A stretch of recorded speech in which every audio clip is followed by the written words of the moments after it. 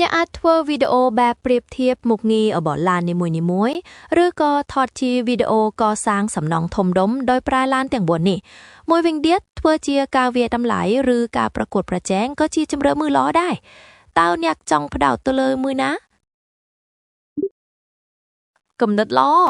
ដើម្បីចាប់ផ្ដើមយើងអាចធ្វើ test ការប្រណាំងឬការអូសទាញរបស់ឡានទាំង4នេះបាន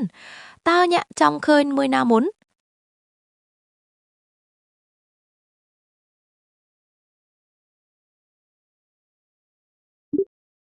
យល់ព្រម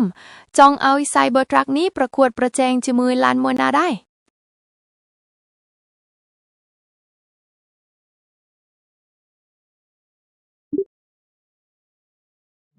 បានអញ្ចឹងយើងប្រៀបធៀបកម្លាំងរបស់ Cybertruck ជាមួយឡានដឹកដីទៅ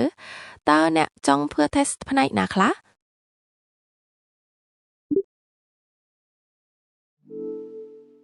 តោះចាប់ផ្ដើមពីការប្រណាំងគ្នាមើលតើអ្នកចង់ឃើញមួយណាទៅមុខមុន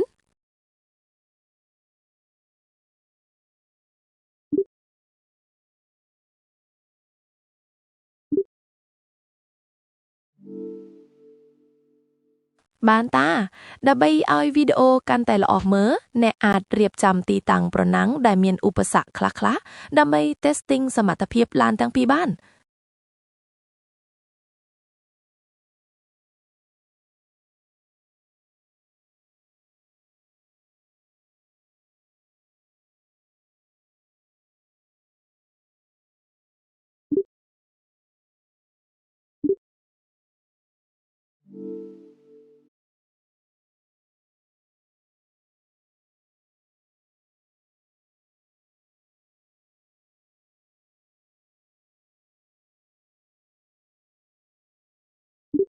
ខ្ញុំស្ដាប់ឮហើយតើអ្នកចង់ឲ្យ excavator ឆក់កាត់អ្វី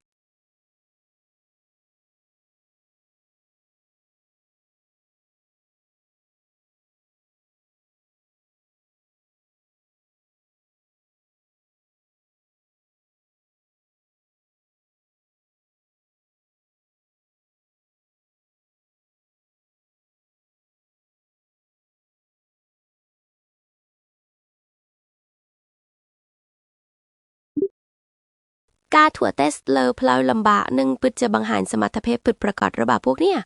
excavator នេះមានប្រព័ន្ធខ្សែតង់ដែលអាចជួយឲ្យវាឆ្លងកាត់ឧបសគ្គបានយ៉ាងល្អខុសពី bulldozer ចាំមើលមួយណាខ្លាំងជាង